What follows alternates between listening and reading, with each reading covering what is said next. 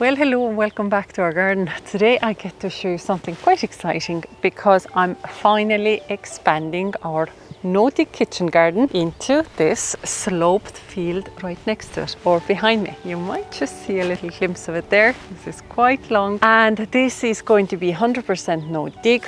I'm starting with the cardboard, then the wood chip paths, and soon as well a thick layer of compost to form the beds. So if you're curious about how to start a no-dig garden from scratch or how I'm going to be dealing with that uneven sloped ground, or you just want some real life and slow grown Irish gardening inspiration, then follow along as I take you through each step of this new space coming to life. So as I mentioned, we already have a kitchen garden area and this is it. But if you've been with us for a while, you would know that we also have the rose garden and the cottage garden area, which are purely ornamentals. Obviously all the front garden and the driveways and that side as well.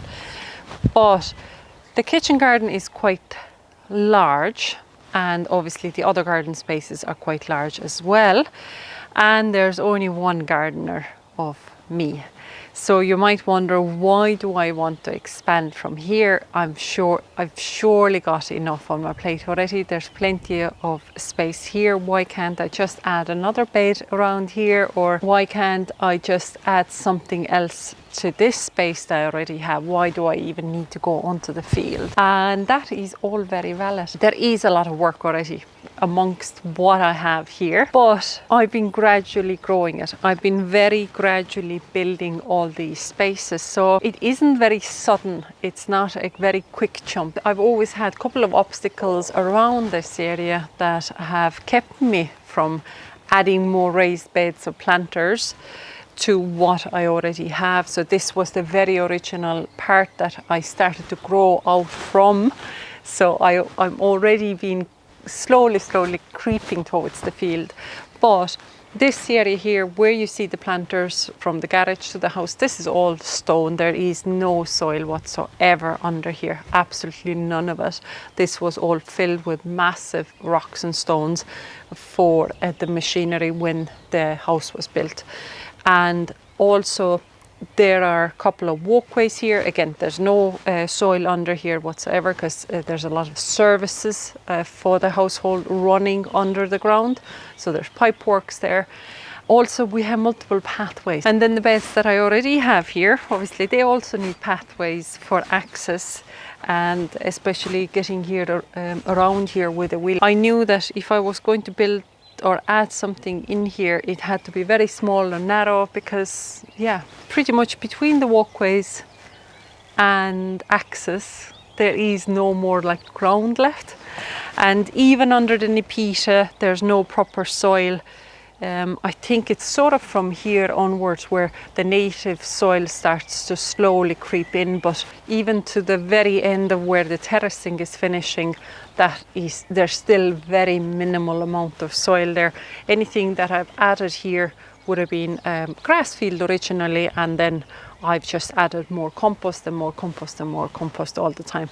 And that's the beauty of no-dig, because you don't have to churn up whatever is under there, because you just keep layering it up. You keep adding to the top surface. But I've kept coming back to this idea again and again, because this space that I have here, some of these areas have become now perennial beds for particular plants. So like behind me, that's all blueberries, or there's further blueberries going to be. There's blueberries here, there's Nipita. So really in this space as such, I only have 4 beds. Yes, I have the timber planters here as well and the metal raised beds.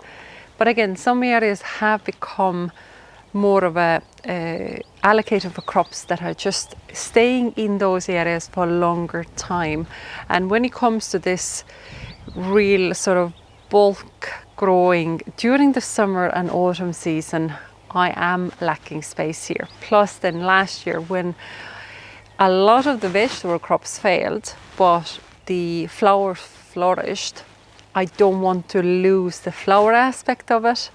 So for me to get still the impact of flowers, I just need to add more growing space. And last summer I already added a couple of the palette colored beds onto the field where I had the pumpkins in, and now I have garlic in there.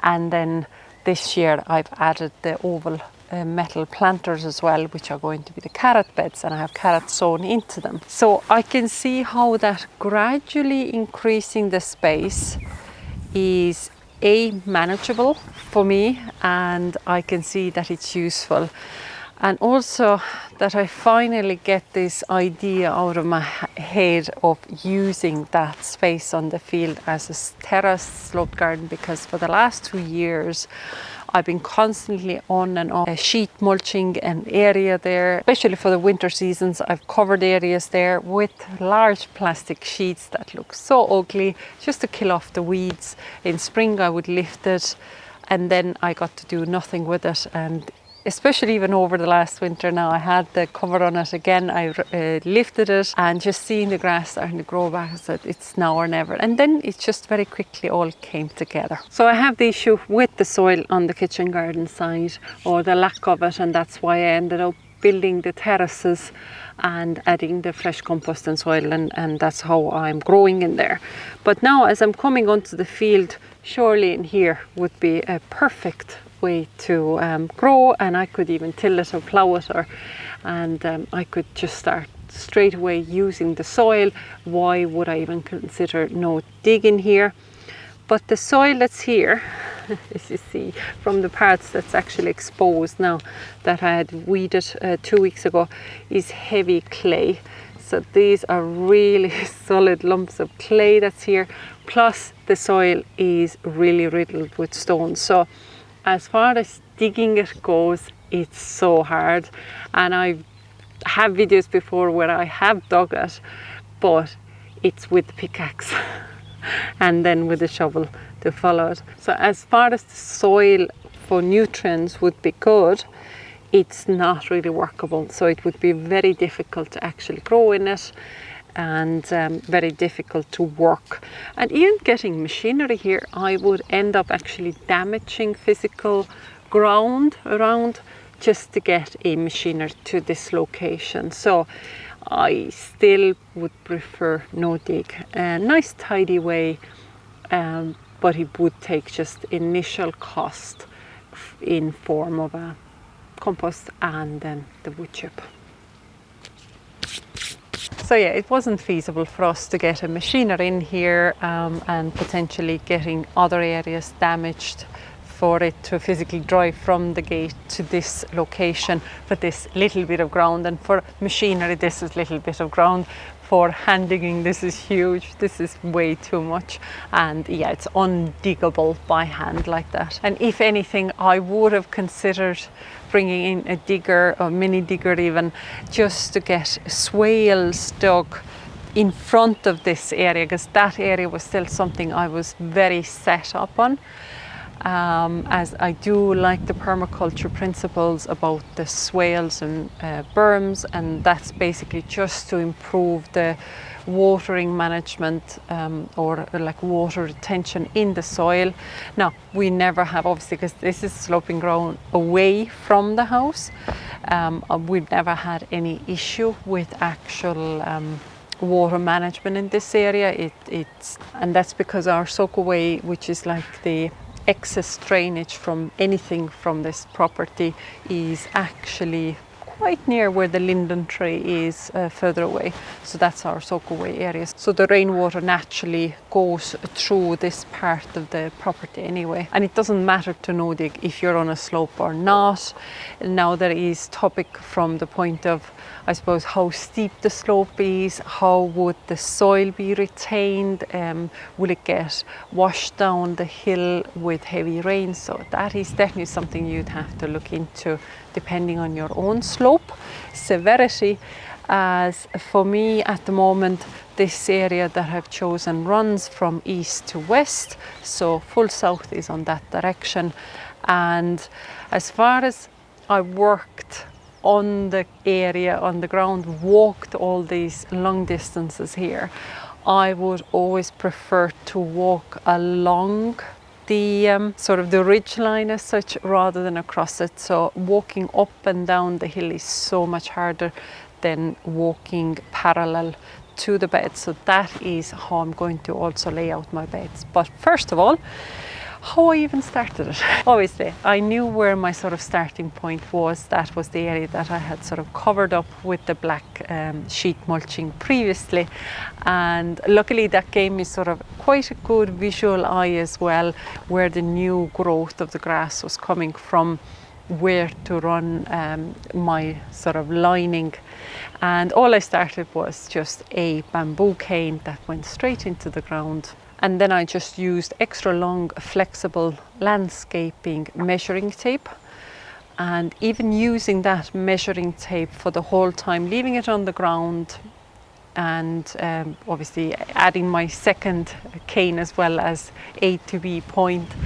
That measuring tape just created a really handy line for myself, so that I could align everything from there onward. And what I left for myself here is about 8 foot or 2.4 meters. Not that I particularly measured this out. This just came from us naturally using this space. I suppose driving with a tractor lawnmower across this area, just overall seeing how wide this pathway could be, just so that, because I know I don't want to go further from sort of this area now. I don't want to keep extending it any further. It's like if we have big sort of island space here taken up for planting, and obviously I have the metal raised beds and the terracing then starting. So yeah, it just worked out about 2.4 meters at 8 feet. And what I ended up measuring from here is actually 10 meters. So that is quite a substantial distance. Now the next step of starting to build this no-dig area is a slight tweak from what usually is done, and that just comes from my own experience of handling these kind of a really luscious grassy edges. And on one side I have dug out the sharp edging, but usually if I'm trying to create a edge for a border under hedges themselves, so edges and hedges, I actually use old compost bags. These are literally just the plastic compost bags that you buy compost in, because that plastic is really strong, and the inside of the bag is black, just solid black. So I would cut two sides, because obviously you open it from the top, but then I just cut two sides of the bag down as well, leaving one side attached, so it becomes quite a nice sizable rectangular shape. And I would use that as my outer edge. And I would even use those plastic bags if I have no cardboard, and I'm not ever going to be using cardboard, but I'm using some kind of a top mulch, so let's say woodchip or more compost on top of it, because inevitably any of the edges will start slowly being exposed to sunlight, so the grass just starts growing again, and that is one way to make sure you will get a solid edge.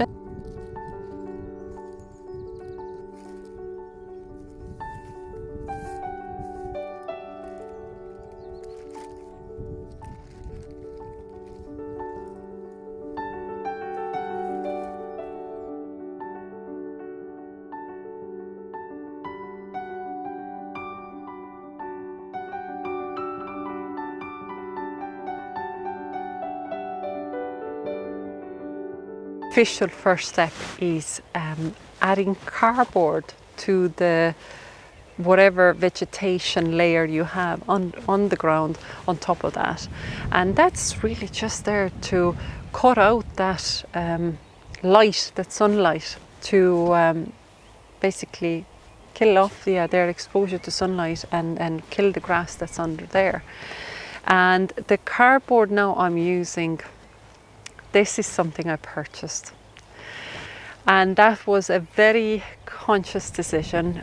We would otherwise get a lot of free cardboard, but because I did not know now when I'm going to be doing this, when I will actually realistically have time, I thought for the sake of keeping peace in our marriage, is rather than having these sheets of cardboard all over the household or the garage area, which is not my domain, it would be easier for me to get one roll of nice compact, corrugated compact, but still recycled cardboard and use that. Now that roll is really, that roll is really handy to use. Obviously I can handle it, I can move it, and it's very easy to roll out. And the problem with the wind is something I definitely would have had way more struggle with if I would have been dealing with all different shapes and sizes of cardboard pieces. So I obviously tried to look out for any stones and bricks that I had handy, bits of timber, just to weigh it down while I was preparing just enough of a space before I could start bringing the wood chip onto it. But at one stage, the gust of wind took that cardboard off. No, it didn't tear it too badly, only a little bit, but it all stayed still intact. So I just started all over again, that particular line of it. And I just brought some potato buckets over from the kitchen garden to weigh it down. And I can actually pretty much leave those buckets here as well on the field. It makes no difference. And but at least I was sure that once I have that weight holding down the sheets, the roll of cardboard, definitely wind is not going to be a hindrance to me anymore. And then the next layer to add to the cardboard is soil. That is usually how you do the no dig, is you make sure your grass underneath is really low, or like you killed off the grass with, say, previously sheet mulching already. Then you have your cardboard still to make sure that you're eliminating any light penetrating, let's say, the next layer, and reaching weeds and grass.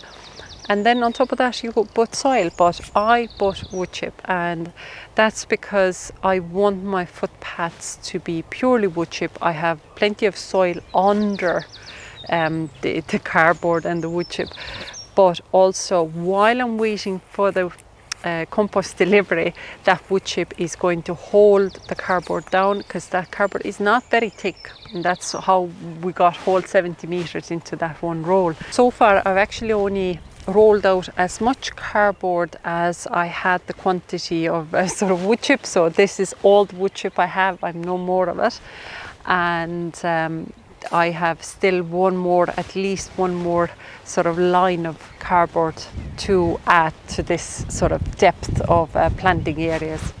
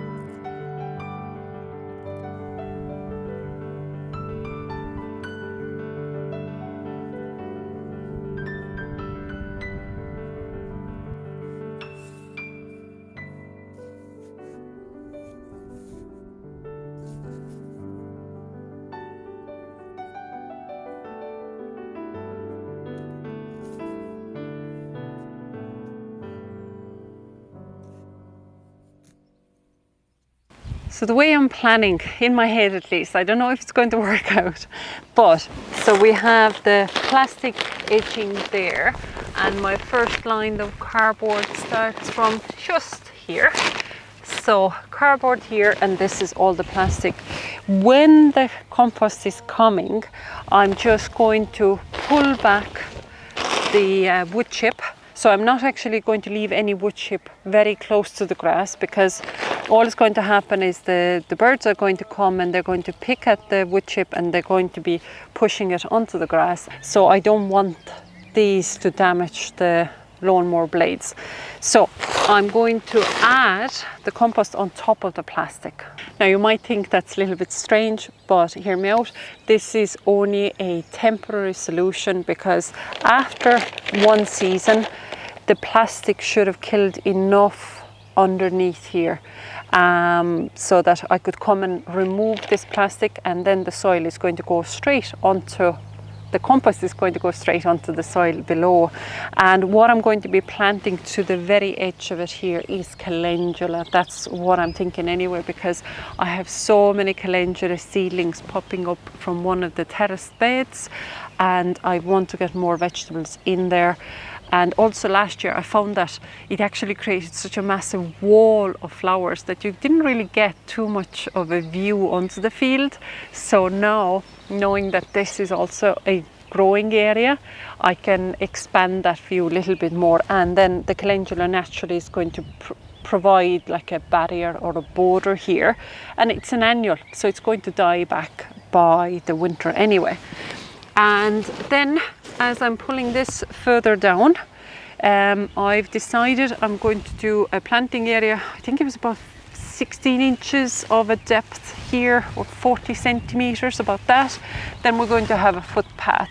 And for footpath, I'd say I probably will only leave about 3 inches of wood chip, and then the rest is going to be pulled further down. And as you see here, I've actually brought down one of the hoops that I would have previously used over the brassica beds, just so I can create these kind of like high tunnels and have brassica netting over it.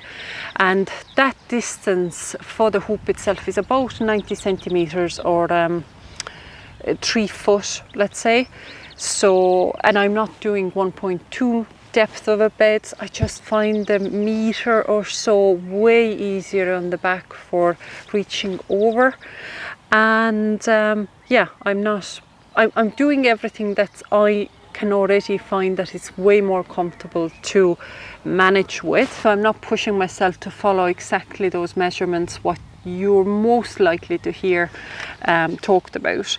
Another footpath here then with wood chip, and obviously wherever there's going to be beds, the wood chip is going to be removed from those areas at the point as I'm bringing in the compost. So I'm not going to be mixing them up with wood chip. I'm literally going to be raking the wood chip away and putting soil instead of it. But it just has to stay there at the moment to keep that cardboard down. And the wood, not the wood chip, and the compost delivery is due any day anyway as well. So I know I'll be able to get at that quite quickly.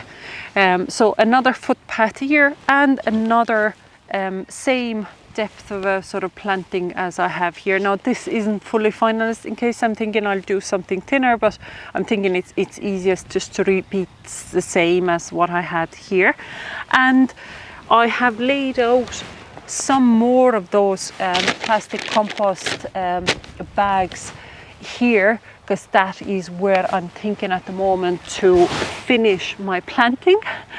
But my hubby even was saying that actually, sure, you might as well then take the whole sort of this sloped area, so that when he comes with a lawnmower, he can cut easier. He doesn't have to come to this angled bit. So if I need to extend a little bit more, I will. But at the moment, this is what I'm planning. That's what I'd have another run with the cardboard to go from here to where I have the end wheelbarrow at. So I'd say this is quite a substantial extension. I haven't actually calculated how much more growing space I'm getting from here against what I already had in the kitchen garden. I know for sure one of the biggest differences is that I'm actually getting a lot of growing ground beds versus the amount of like overall ground space that's taken up there between the paths and the growing areas, because of the traffic, the high traffic crisscrossing itself, as in here there's a lot of just beds and then the access to those beds. But yeah, so 10 meters, and I've done at the moment 1, 2, 3, and there's definitely going to be 4. So 4 meters, is it? No, the rolls of cardboard were about 90 centimeters. So let's say 4 meters. So 4 by 10, so 40 square meters of a space at the moment. And yeah, really excited about this. This is a long time coming. And the wood chip I'm using here is the same as in the kitchen garden. So this is not like bark mulch, or it isn't real thin small cuttings like what we make our home wood chip through the shredder. This is real proper chunky stuff. It lasts so much longer, and it makes such a difference during the winter season, especially when everything is so wet and muddy. It's going to make it safer, and that's definitely one of my priorities, is the safety aspect of not slipping on this surface. So this is going to make it so much better, because the clay soil otherwise will become so slippy. I've fallen so many times on the field areas before before we had this, and the terracing, that was one of the benefits as well of creating more level surfaces. But the wood chip is going to definitely help me out. So as I said, it looks like I don't have enough wood chip, but once the wood chip is removed where the compost is going to go, I will have more than enough. I'm quite sure of that. And I'm also hoping that I'll be able to sort of manipulate the shape of the beds themselves and the footpaths to create these kind of a little terraces that I'm not leaving everything actually at the same contour as the ground is. I'm going to try to terrace those areas itself a little bit, and I don't really see, because it's quite gradual, the distance here is quite gradual. It's way more severe where we did genuinely have to build those walls to terrace the kitchen garden off. So I'm thinking that this should work for here. It's much softer. It's still quite steep, but it's much softer because it goes over a much longer distance in here. So yeah, that's really exciting. And that's the very beginning of our new no-dig kitchen garden extension right here on this sloping field. And I suppose over the next couple of weeks now, I'll be adding the compost, which is highly necessary. I suppose I'll be also shaping the beds themselves and getting the first crops in. So make sure to subscribe if you'd like to follow this space as it grows from the ground up. It can't get more raw and basic than that. And let me also know in the comments if you've started your own no-dig garden, or if you're planning one, especially if you're working with tricky ground or reclaimed land like this. But otherwise, thanks a million for joining me today, and we'll see you next time.